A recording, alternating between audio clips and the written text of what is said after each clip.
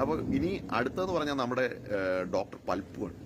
Doctor Palpu എന്ന് പറയുന്നത് മാങ്ങാടെന്ന് പറയുന്ന വലിയ പേരുകേട്ട ഈഴവ കുടുംബത്തിലാണ് പുള്ളി ജനിക്കുന്നത്, തിരുവനന്തപുരത്തെ. മനസ്സിലായില്ലേ? വലിയ പേരുകേട്ട പാരമ്പര്യമായി സമ്പത്തുകളുള്ള ഒരു ഈഴവ ജന്മി കുടുംബത്തിലാണ് പുള്ളി ജനിക്കുന്നത്. അങ്ങ് ഇംഗ്ലണ്ടിലൊക്കെ പോയിട്ടാണ് പുള്ളി മെഡിസിൻ പഠിച്ചിട്ട് വന്നത്. അപ്പം അന്നത്തെ നമ്മുടെ മഹാരാജാവിനോട് ചോദിച്ചപ്പോൾ ഈഴവനായതുകൊണ്ട് സർക്കാർ സർവീസിൽ ജോലി കിട്ടുകയില്ല. മനസ്സിലായില്ലേ? ഈഴവനായതുകൊണ്ട് സർക്കാർ സർവീസിൽ ഡോക്ടറായിട്ട് ജോലി കിട്ടുകയില്ല.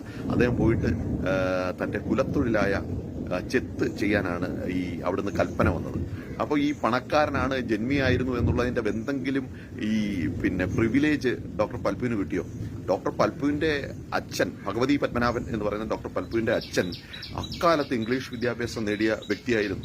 അദ്ദേഹവും പലപ്പോഴും ജോലിക്ക് വേണ്ടി ശ്രമിച്ചിരുന്നു. പക്ഷേ അദ്ദേഹത്തിനും, ഇത്ര വലിയ കുടുംബത്തിൽ നിന്ന് വരുന്ന അദ്ദേഹത്തിന് പോലും ഈ ജോലി ലഭിച്ചില്ല സർക്കാർ സർവീസിൽ. കാരണം ഈഴവനായതുകൊണ്ട് മാത്രമാണ്. ഇനി നമ്മളിനി വടക്കോട്ട് വന്നു കഴിഞ്ഞാൽ അവിടുന്ന് ഇങ്ങോട്ട് വടക്ക് ഇതിനിടയിൽ ഒരുപാട് ജന്മി കുടുംബങ്ങൾ ഈഴവരിൽ നിന്നുമുണ്ട്.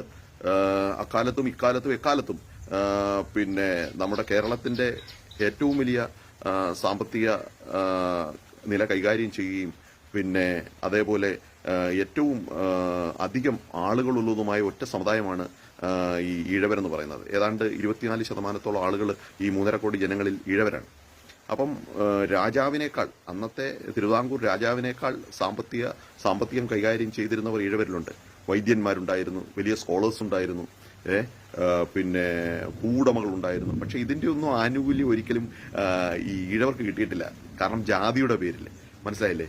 അപ്പൊ നമ്മളിനി തെക്കോട്ട് വന്നു കഴിഞ്ഞാൽ നമ്മള് മുട്ടത്ത്, അതായത് നമ്മുടെ ആലുമൂട്ടിൽ തറവാട്, അക്കാലത്ത് രാജാവിന് കടം കൊടുത്തിരുന്ന ആളാണ് ഈ ആലുമൂട്ടിൽ കൊച്ചുകുഞ്ഞ് ചാന്നാർ എന്ന് പറയുന്ന ചാന്നാർ.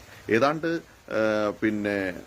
500-600 വർഷങ്ങളായിട്ട് പാരമ്പര്യമായി ബിസിനസ് ചെയ്തിരുന്ന, പാരമ്പര്യമായി സ്വത്തുണ്ടായിരുന്ന ജന്മികളായിരുന്നു, ഭൂവുടമകളായിരുന്നു ഈ ആലുമൂട്ടിൽ തറവാട്ടുകാർ. കേരളത്തിൽ ആദ്യമായിട്ട് മഹാരാജാവിനെക്കാട്ടി മുന്നിൽ കാറ് കേരളത്തിൽ കൊണ്ടുവരുന്നത് ആലുമൂട്ടിൽ കാർന്നവരാണ്, കൊച്ചുകുഞ്ഞ് കാർന്നവരാണ്. അപ്പം അദ്ദേഹത്തിന് പക്ഷെങ്കിൽ കാറ് ഈ രാജപാതകളിലൂടെ ഒന്നും ഓടിക്കാനുള്ള അവകാശമില്ല. കാരണം പുള്ളി ഈഴവനായതുകൊണ്ട്. പുള്ളിയുടെ ഡ്രൈവർ നായരായിരുന്നു, പുള്ളിക്ക് ഓടിച്ചു പോകായിരുന്നു. അപ്പോൾ പുള്ളിക്ക് സഞ്ചരിക്കാനായിട്ട് സ്വന്തമായി സ്ഥലം വാങ്ങി, മറ്റ് സ്ഥലങ്ങളിലൂടെ വാങ്ങിക്കൂട്ടി അതിലൂടെ റോഡുണ്ടാക്കിയ ആളാണ്, സ്വന്തമായി റോഡുണ്ടാക്കിയ ആളാണ് ഈ അന്നത്തെ ഏറ്റവും വലിയ രാജാവിനെക്കാട്ടിൽ പണമുണ്ടായിരുന്ന ഈഴവനായിരുന്ന ആലുമൂട്ടിൽ ചാന്നാർ. അപ്പം ഈ ചാന്നാർക്ക് ഇത്രയേറെ പണമുണ്ടായിട്ടും ചാന്നാർക്ക് യാതൊരു ആനുകൂല്യവും ലഭിച്ചില്ല. മനസ്സിലായില്ലേ? അദ്ദേഹത്തിന് പണത്തിന്റെയോ സമ്പത്തിന്റെയോ അല്ലെങ്കിൽ പാരമ്പര്യത്തിന്റെയോ ഒന്നും യാതൊരു ആനുകൂല്യവും ലഭിച്ചില്ല.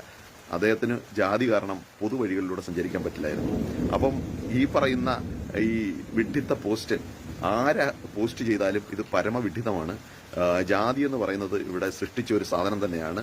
അതിപ്പോഴും ഉണ്ട്, എപ്പോഴും ഉണ്ടായിരിക്കും. ലോകാവസാനം വരെ ഇന്ത്യയിൽ അല്ലെങ്കിൽ കേരളത്തിൽ ഉണ്ടായിരിക്കും. Okay, by.